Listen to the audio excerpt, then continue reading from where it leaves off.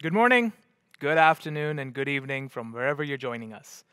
My name is Ali Hirji, lead of the Cyber Exchange Advisory Committee, and a teacher and a professor at Durham College. You're listening to me live from the town of Ajax at the picturesque St. Francis Center. I want to thank the council at the town of Ajax, starting with Mayor Sean Collier, as well as the team at CyberX, for making this new normal, fantastic cyber studio, perhaps one of the first of its kind in the world, possible. Before I begin, I do want to acknowledge that we are on the land of the peoples of the Mississaugas of the Scugog Island First Nation, and that this land is protected under the Williams Treaties. As an academic myself, and a professor, I often find myself weighing the pros and cons of investing in an education. Many a time I'll do my best to wear a garb of smartness and remind my students that knowledge is one investment that pays the best interest. But many a times I get questioned as to the practicality and the theory side, and how practical whatever we teach in the classroom is in the lives of our students. This is why I've always surrounded myself with people who cannot just be friends to me, but mentors. And there's a fundamental difference between the two. Now, sure, many of you who know me will know that almost everybody at the Cyber Exchange Advisory Council, I refer to them as my mentors. And there's a reason for that, because there is a difference between a mentor and a friend. A friend, in many cases, will tell you, sure, you can go and do it. A mentor will say, let's go and do it together. About 6 months ago, when I came to Danny, a professor at Durham College, and talked to him about the idea of replicating an applied research center, we had one, or have one rather, in artificial intelligence, I asked him if we could replicate this and create something new in the world of cybersecurity. And to that he said, let's go and do it. 6 months later, we realized the first cybersecurity center for applied research in Durham region, and the first of its kind, I would argue, across Ontario. Please join me in welcoming Professor Danny Aniag. Danny, welcome to the Power Hour and welcome to the Cyber Exchange. Good afternoon, Ali. Thank you for having me here. It's a privilege and an honor to be sharing the spotlight with you, my friend, as well as my mentor as well. You know, we are on this together, and congratulations for this wonderful, wonderful event. You know what? You've often told me that, let's not try to fail. But perhaps, in many cases, we failed to try as well. When we started talking about this idea of a Center for Cybersecurity Innovation, you weren't just talking to me about, let's just create a system where we can teach and teach more about cybersecurity. You were talking a lot about how can we apply much of what we've learned in this environment and build prototypes for different companies. How important is it for you to be able to translate what you're teaching in the classrooms into a prototype that a company can touch and feel and realize a return on investment on? Danny? Well, let me answer that by having a brief tangent with what my professor back in the master's days told me. Unless otherwise you put some meat into what you're talking about, everything else is vaporware, right? Yeah. So that being said, it doesn't really matter how good you are inside the classroom, regardless of how many certifications you have done, how many projects, how many theses that you have already presented to the panel, unless that can be equivocated to something that is tangible and something that is going to benefit the business itself through an improvement of their process or try to making them more secure, it really won't matter at all. So essentially, I guess the role of every professor is to be able to have a transferable skill to students that eventually will help them come up with solutions that are realistic, that are kind of transferable in the business itself. And unless we do that, then everything else is posturing. Yeah. You've always held the position that, you don't judge anyone by the number of books that they've written or the places as imaged in the globe behind you, or the number of places that they've visited, or the amount of money that they make. You really look at how they treat other people. And the way you treat your students, you've had an open door all the time to talk to them about their careers in cyber. And many of them are now coming to you seeking guidance in terms of, we want to build stuff, we want to work in cybersecurity, we want to work with you with the various companies like Bryson Insurance, as an example, Armor Cyber as another, CyberX as another example. They want to work with you, but they need to start getting certified. They need to get trained. How do you help your students understand the different certification paths that are out there? Well, basically, first you've got to sell the idea of certification. Yeah. Especially 98% of our students in Durham College are basically international students. As you know, it's kind of an expensive thing to come all the way here and have their education here. Put that on top of the certification fees, then, we're talking about big money here, where oftentimes students don't have that much dough. Yep. But I guess the idea that you're trying to convey is that if you're really serious into really having a career in this field, you've got to take stock in trying to come up with a formal training, a structured training, if you will. Yep. That is the only way for you to get ahead, to find your place, in this niche market, and be hopefully successful in the future. Oftentimes, I've seen students, once you tell them that, okay, here are the job opportunities, and if you look at the requirements and the must-have, 90% of the time you would see, unless otherwise it's an entry-level position, they will require certification.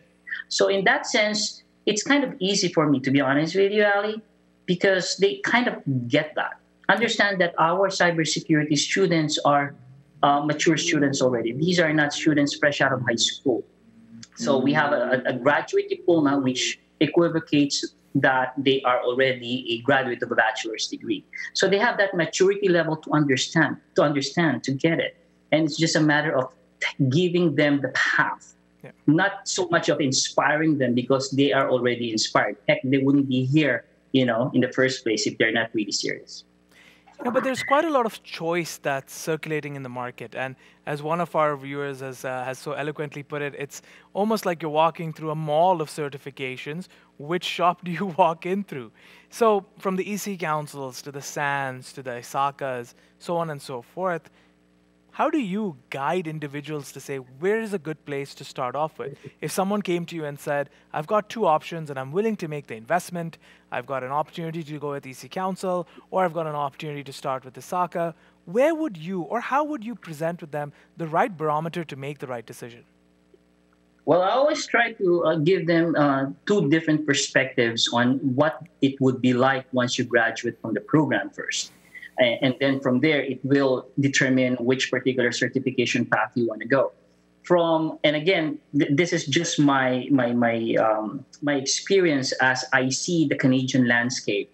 So as a cybersecurity graduate, you can either become a cybersecurity auditor or a cybersecurity engineer.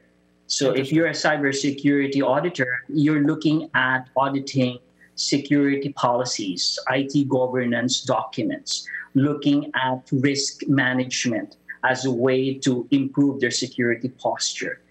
If that is where you want to be, you want to become a security auditor, naturally the progression would be to either go to ISACA's CISA or CISM, or even to a greater extent, CRISC, CRISC, or in some retrospect, some of SANS, certification. If you want to go technical, you want to do the heavy lifting, you want to really get your hands dirty, so to speak, you want to be the one to do forensics, you want to be the one to do the actual hacking or network defense, that's where CISSP's ISC squared would come in. Sorry, it's the other way around. ISC squared, CISSP, or EC Council, CEH. Right. So it really depends on, do you want to become the auditor, or do you want to become the actual offense or the red team or the blue team kind of member? And that will guide you where that certification path is going to take you. I think that dichotomy that you stated is so important, especially for people at that juncture when they want to enter into the security space, or even if they have a background in business and communications and IT, regardless of the maturity level of their education, that junction is very, very critical. And I think, you and I have often had this conversation that the auditor tells you where to go, the engineer gets you there and back. Now, let's take a little bit from there and let's look at some additional certifications. And I know you mentioned the Certified Ethical Hacker. You recently wrote your own CEH certification, and now you're trained in order to deliver training in that field. Why was it important for you to pick up something like Certified Ethical Hacker? Well, if you're going to teach that, you have to prove to the students that you are who you are and what you are teaching, right? So it goes without saying that you have to prove yourself. That being said, it also helps you force yourself to be up to date with what is the current attack tools or attack vectors out there. As you know, the problem with our industry, the fact that it's high paying, the flip side of that is that you have to keep yourself up to date almost every day. Right. So if you're not going to go down the path of pursuing this certification, then you're going to fall behind a sense of, stubbornness, laziness, of just, being okay with where you are. Pursuing certifications and training force you to actually be always up to date. And that's where students really would learn, people who are learning with them, rather than just being say, okay, I have this degree already, I have this certification, that's it, I'm going to stop and I'm just going to teach from where the book is. That's basically the wrong way to teach this program. Maybe it works for other programs, yes, but for cybersecurity, it will not work. And can you comment a little bit more on, and I said this at the very start, right, is that derision between what is theory and what is practical. When you teach CEH, you also optimize or operationalize certain practical environments and iLabs, if I'm not mistaken. Can you sort of give us a very quick tour of what that iLabs environment is like, and what does that simulate for your experience and learning? Well, iLabs is an infrastructure, a Hyper-V infrastructure created by EC Council. And the beauty about this iLab is that it's already pre-configured in such a way that all the protocols are already in place to make sure that, number one, all of the hacking tools will work. Correct. Number two, it's safe enough that the user inside this iLabs would not be able to go around that network segment to wreak havoc to the actual production environment of where that environment actually sits. Now, having said that, what it really looks like, I think there are, if I'm not mistaken, seven to eight virtual machines, 3 server operating systems, and the rest, I think 4 to 3, are basically workstation operating systems from Windows 10 to Windows 8, and 2 variations of the Linux operating system. And this comes with pre-configured, pre-installed hacking tools, right, that the students will be using. And the good part is that every time you run a particular hacking tool, if you do not get it the first time, you just have to revert to the previous snapshot and you can redo it again. There is no concern about breaking the infrastructure, right, breaking the network configuration. So this way, the students get to just focus on what they need to learn rather than preparing the infrastructure. So it's really cool. It's really cool. Now, we've got a few more minutes, and I also want to sort of elevate the definition of student, because recently you also finished your CCISO, the Certified CISO certification as well, and you're finding yourself now in front of a lot of C-suite executives that are perhaps less on the engineering side, but more on the audit and responsibility, and basically the individuals where the buck stops pretty much at them. What is your approach in teaching about cybersecurity to some of these C-suite executives who have a very strong focus on the audit side and have an accountability framework that they report into? What does the CCISO experience and the course bring to their knowledge? Well, the first thing that you have got to understand is, if you look at your audience in this kind of classes, these are senior managers going up, right? And if you have this kind of an audience, one thing you've got to make sure is that you don't discuss or impress the materials verbatimly. Yeah. These are you know, self-starter, highly proficient with a lot of initiative kind of students that they are going to learn and read the materials ahead of time. What will make your discussion, your face-to-face interaction with them worthwhile is that you keep on giving them case scenarios, Right. actual case studies, practical case studies. Now, when you're doing this, they are also looking towards implementing a certain framework. If they are a CISO, they cannot just go and say, okay, we're going to create an ISO 27000 list of documents, or we're going to create security policies and processes based on this threat that we have in the office. Right. They have to step back and take a look at what particular framework am I going to use. So there are two leading frameworks out there when it comes to writing audit policies. You got the NIST framework, and you got the ISO 27001 framework. So I guess when I'm teaching these courses, I have to bear in mind two things. Number one, everything has to be case study formatted.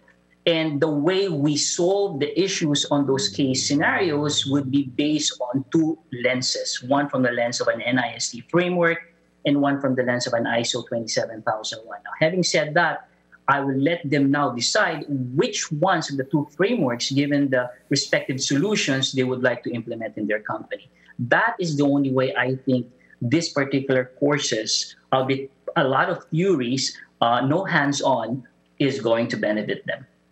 You know, just in closing, I wanted to come to another aspect of your teaching pedagogy, and that is the aspect of what's happened through digital transformation.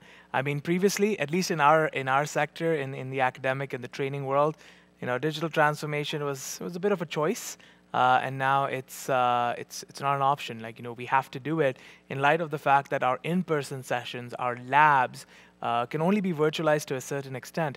And in the recent past, you started getting involved with the gamification of learning, Breach the Keep being a very good example.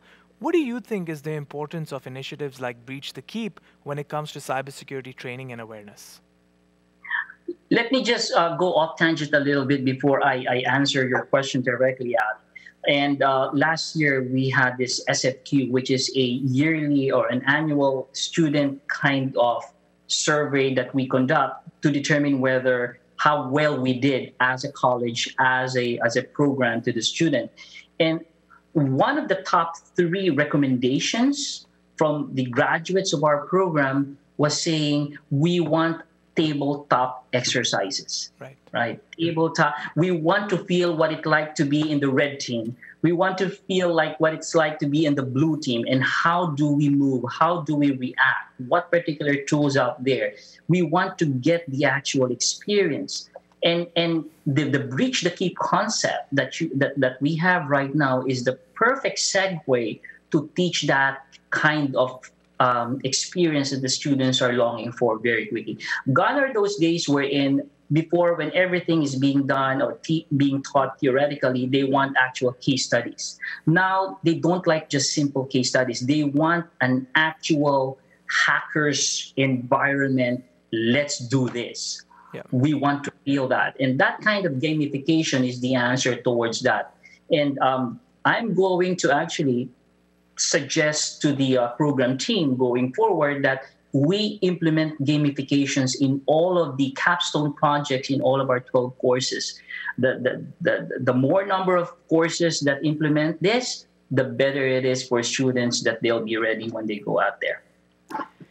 Danny, what's next for you in certifications? You've gone through at least 3 or 4 of them now. You're starting to teach and train upcoming ethical hackers. You also have started to train teams for different competitions.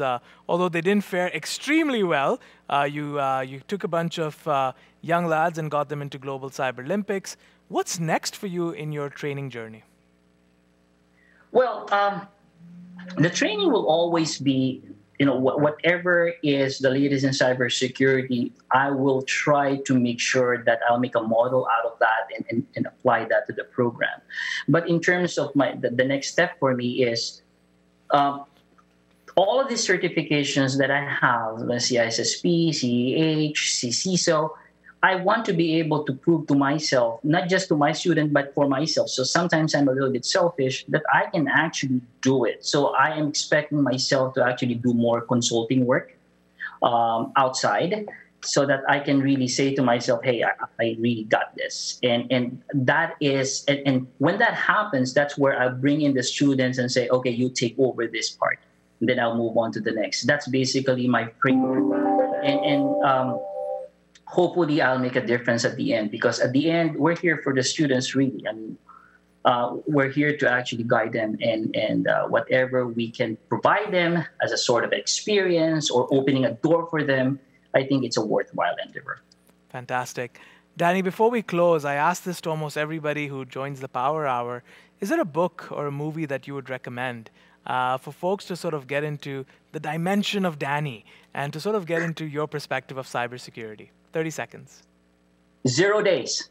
It's uploaded in YouTube. It's a 0 day. It's a story. It's a documentary, a 2 hour documentary about the Olympia virus that shut down the Iran nuclear power plant. And it turns out it was a nation state of Israel and the United States that almost led into a third world war. So I've always want my students to watch that at the beginning of every semester, so they would know both sides of the coin, the hacker side, the network defense side, and the politics behind and the forensics that's included in there. So 0 days, it's in YouTube.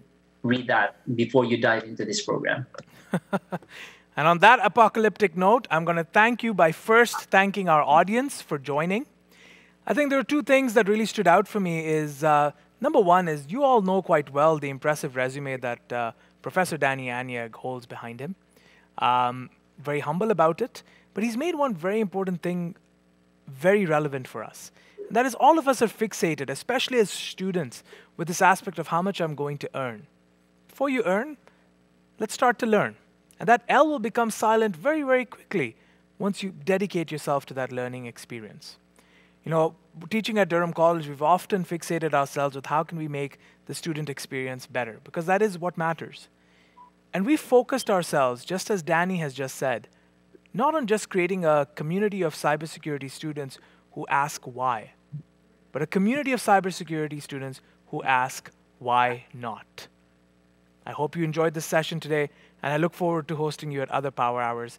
Danny, I'm going to request you to stay on for another 2 minutes while the show concludes, and we can have some closing comments in the green room. Thank you for your time today, Danny. Thank you. It's a pleasure. Cheers.